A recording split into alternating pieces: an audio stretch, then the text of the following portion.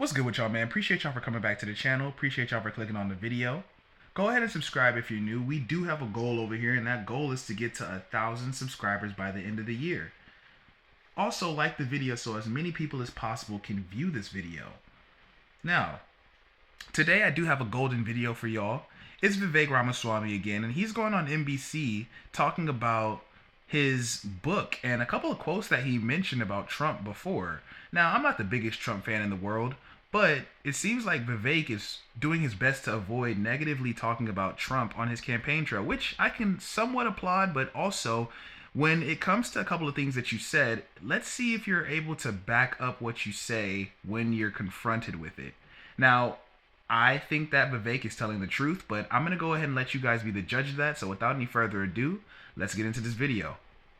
Also, make sure to hit that subscribe button and make sure to hit that notification bell so you get notified every time I upload a video. You don't want to miss out. We're going to be giving you guys great content every single day. You guys don't want to miss it. Vivek Ramaswamy, thank you so much for coming on the show today. You and I both grew up as kids of Indian immigrants who loved to debate, super confident, perhaps overconfident in our views. But here's the difference. I kind of know my limits. You, on the other hand, having never held or even run for any elected office before, be it Congress or even school board, having not voted in 3 presidential elections in a row, suddenly now want to be president, go straight for the top job on planet Earth. Your critics would say that's the epitome of tech bro arrogance. What is your response to them? I get that you're an outsider. Personally, I like outsiders. Yeah. But what have you done that even qualifies you to be president of the United States? So look, Mehdi, I have been taking on bureaucracies my entire life. I took on the bureaucracy of big pharma starting in my late 20s, at a time when I think pharma was corrupt and going in a lot of directions that they shouldn't have been. I actually built a multi-billion-dollar business developing medicines that pharma had abandoned. I took on the ESG bureaucracy, competing with firms like BlackRock, State Street, and Vanguard to build a successful firm called Strive. Yes, none of that is in government, but it is in the private sector. It involves taking on bureaucracies. Okay. And that exactly is my mission here, is taking on the biggest bureaucracy of all, that in the federal government in Washington, D.C. And the other thing I'll add to that, Mehdi, is it's not just the outsider pitch. I think we do need an outsider. I think it's good to have a business background. But I'm also an outsider who deeply understands the law and the Constitution in this country. And I think that's the unique combination that actually makes this my calling. And I hope that we're going to be successful in reviving this country. So you talk about your business background. Let's talk about that. You made your name and made a lot of your early big money from pushing an Alzheimer's drug that had already failed 4 clinical trials when you bought it. You then talked it up on CNBC, in Forbes, on the cover. Your company's subsidiary shot up by billions in value when it went public in 2015. But then the drug failed its phase 3 trial on your watch. The company lost 75% of its value in a single day. Ordinary investors like the California State Teachers Pension Fund lost hundreds of thousands of dollars. But you cashed out beforehand via your parent company to the tune of, I believe, over $37 million. Your critics say it's a classic pump and dump scheme. What do you say to them? So, off rip, I kind of don't like where this interview is going. It seems like everybody that interviews this guy Ramaswamy is almost threatened by him. And it's funny, he keeps going on these platforms to show that he's not really scared or afraid of what they have to say about him. He's going there and confronting it head on, which I can honestly say I applaud and respect. Now, about the allegations. These are very serious allegations, and serious allegations require serious evidence. So it seems like Mehdi Hassan is just going off of a story that was told to him or very loose research, because everything that he's saying, Vivek has a counter for. And it seems like when Vivek is trying to explain himself, Mehdi just keeps steamrolling on and doesn't let him really address the allegations that are brought to the table. So I'm going to go ahead and let you guys hear what Vivek has to say and hear how he responds to these allegations and accusations, and we'll see who is telling the truth. I want you guys to comment who you think is telling the truth and who you think is lying. Do you think the allegations against Vivek are fair? Or do you think they're completely out of left field and completely out of pocket? Yeah, Mehdi, that's the standard opposition research during politics reading line. Anybody in the biotech industry knows this story very well.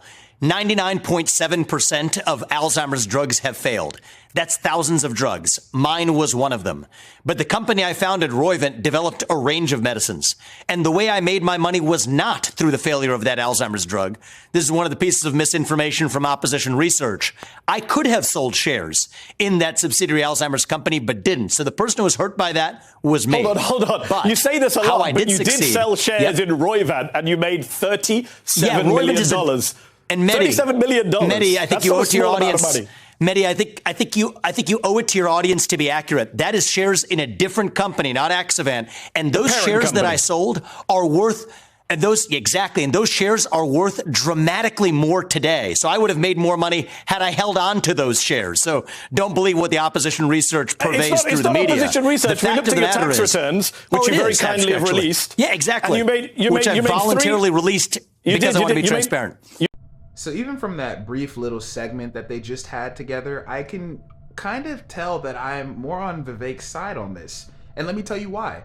So Roivant and Axovant are two completely different companies. Now, one is the parent company to another, so they are related in some sense. However, they're different companies. Now, he sold shares in Roivant and made a lot of money, right? $37 million is nothing to sneeze at. A lot of us will never see that money in our entire lifetimes. But he also is making the claim that if he would have held on to those shares, he would have made even more money. So it's kind of unfair to say that he was doing a pump and dump scheme or that it was insider trading and he knew that the stocks were going to fail. It's really unfair to say that, especially when he could have made more money had he held on to those shares. So I think that Vivek is telling the truth, at least on this topic. And to even be more transparent, he released his tax returns, which is something that typically no president and especially no billionaire ever wants to do, let alone voluntarily. But let's get back into the video. You made 300 grand in 2014 on capital gains. In 2015, after the IPO of this Axovant, you made $37 million in capital gains. Yet others didn't make that kind of money. After Mehdi, give me a break. After Roivant, the multi-billion-dollar business that developed 40-plus medicines, yes, I sold shares in that. And that business, if I may actually allow you to know how I made my money, developed 5 FDA-approved therapies that are now FDA-approved today. After you sold one the of them is a life-saving therapy in kids. When you were CEO, Another one, were they were FDA. Actually, over the time that I developed them, we took them all the way through phase 3, and then we did a $3 billion deal that actually they were approved a year and a half later after you sold the company. Yeah, so Mehdi, I'm not going to fault you for not knowing the first thing about biotech because that's not your job. But getting through phase 3 is the final stage of clinical testing before you hand in the application. Yes, my company did a $3 billion deal that actually did make money for those shareholders. And so, yes, I have built Roivant's a publicly traded company, nearly $10 billion public company today that I built as the sole founder from scratch as one of several companies that I've built. So, yes, I have a business record that I'm proud of and will equip me to lead this country. So that was a very nasty strategy that Mehdi Hasan just tried to use on Vivek. Essentially, what he's trying to say is that, oh, well, you weren't the CEO when they were finally approved by the FDA, which, I mean, Mehdi is not in biotech, and neither am I, but I can imagine and I can assume that it's extremely difficult to get a drug FDA approved all the way, right? And he's making the assertion that since he wasn't there when it was finally approved, even though he was there up through phase 1, 2, and 3, since he wasn't there when it finally got approved, that he doesn't deserve any credit. That's so ludicrous and idiotic to say. That's like saying if I'm the CEO of Apple and a month before I step down, a month after I step down, we release a phone that is the greatest phone of all time. Do I now not get credit even though I was there for 75% of the development of that phone? It just doesn't make sense, and it's unfair to Vivek to say that, oh, well, since the last little bit of the project was finished and it wasn't on your watch, you're not responsible for it or you can't get any credit for it. That's just a lame excuse to me, and it's poor work as a journalist.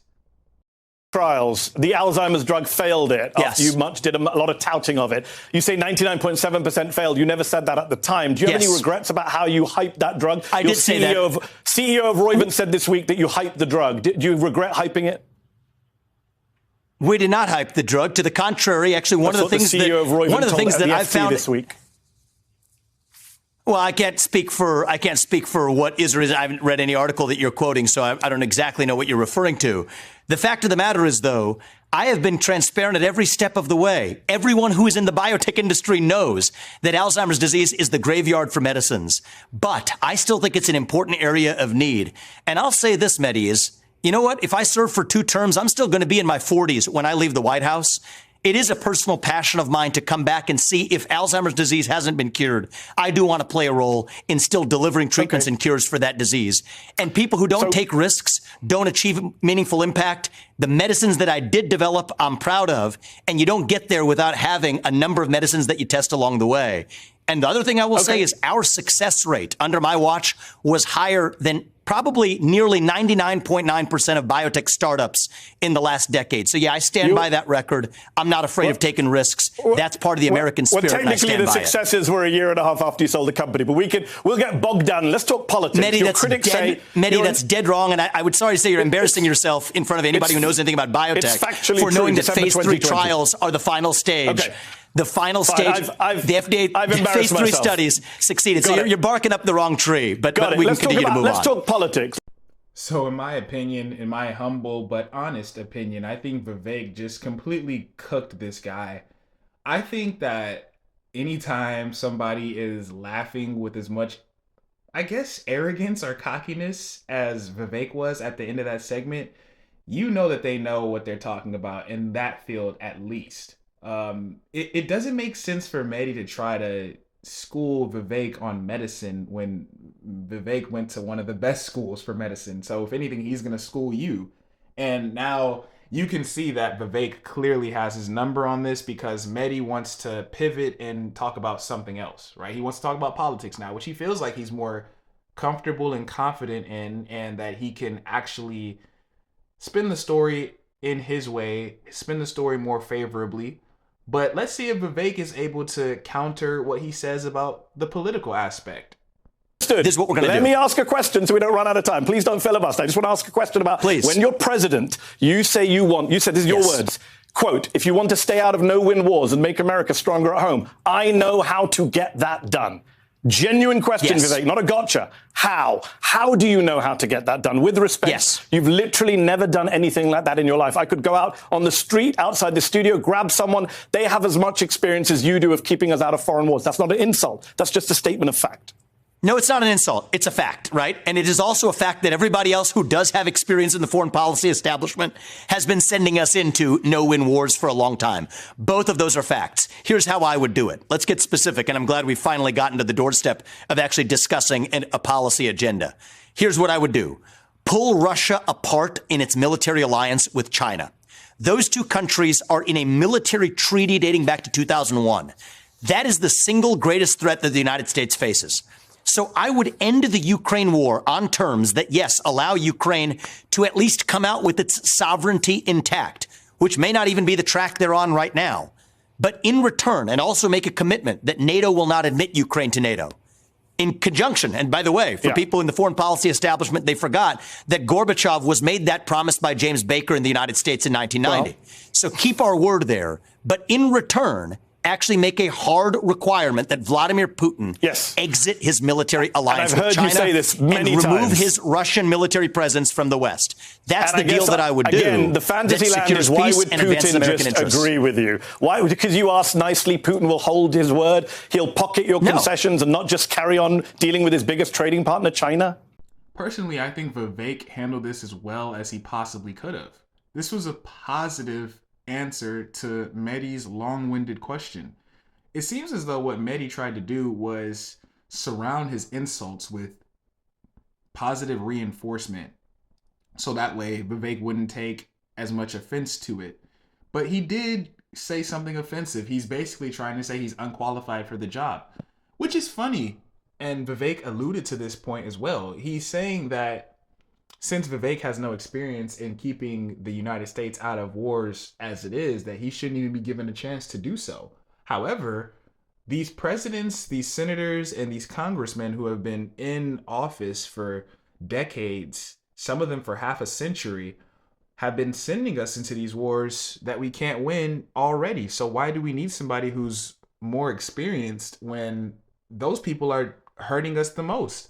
And then to his second point about how he's going to try to disarm Russia and China, nobody ever said that he was going to ask nicely, which is what Mehdi tried to assert that Vivek was saying. Vivek said that he was trying to pull them away from each other, which is not going to be asking nicely. He's probably going to create some sort of situation or scenario that forces Russia and China to look at each other a little differently. When Trump was president, he would do things that would make Russia not want to invade Ukraine. He would also tax China more than any other president, which would cause China to not be able to spread their influence as easily as possible. So I think Vivek is a smart guy, and I think he'll figure it out. Is Donald Trump, as you say now, the best president of the 21st century, who you say you want as an advisor and a mentor if you become president? Or is Trump, as you've said in the past in your books on Twitter, a, quote, sore loser who is a, quote, danger to democracy and who did, quote, downright abhorrent and egregious things on January the 6th? Which one is he, Vivek? Is Donald Trump, as you say now, the best president of the 21st century, who you say you want as an advisor and a mentor if you become president? Or is Trump, as you've said in the past in your books on Twitter, a, quote, sore loser who is a, quote, danger to democracy and who did, quote, downright abhorrent and egregious things on January the 6th? Which one is he, Vivek? Man, the media is so dirty and so down low, but I'm going to go ahead and wrap this video up right here with this final thought. Listen, I think that making the claim that Donald Trump is the best president of the 21st century is not holding him up to some standard or calling him a saint. He's saying that he thinks Donald Trump is the best president of what we've had and what we've been offered so far. I mean, we had George Bush. George Bush is definitely not better than Donald Trump. Don't even mention Obama. And if you say Joe Biden's a better president than Trump, what are you basing that off of? I mean, your gas is $3.50 now, and I live in Texas and my gas is $3.50. So if you live in California, you're probably paying about $5 a gallon. Man, I used to complain when my gas was $1.70. I'd do anything for that back. Gas is double what it used to be, man. I can't even go to the grocery store with $50 and cook a meal. I have to spend at least 60 or 70 bucks to go cook a meal if I don't want to eat fast food and destroy my body. So and even fast food is expensive now. You know, the prices have gone up for everything across the board. So I just think that it's unfair to say that you can't think Donald Trump is the best president of the century, but also think that a couple of the things that he did were irresponsible during his presidency. I mean, what do you want? Do you want the guy to march lockstep with everything that Trump says and does? That's just not going to happen. He's his own man. So I hope you guys liked the video today. Let me know who you thought was telling a lie and who you thought was telling the truth. Also, comment any video that you want to see next. I will be doing a whole lot of these commentary videos. My goal is to bring y'all new videos, new content every single day. Make sure to subscribe if you're new. Like the video so as many people can see this video as possible. Like I said, the goal is 1,000 subscribers by the end of the year. I want you guys to stay blessed and have a great day wherever you're watching this from. Stay blessed. I'm out.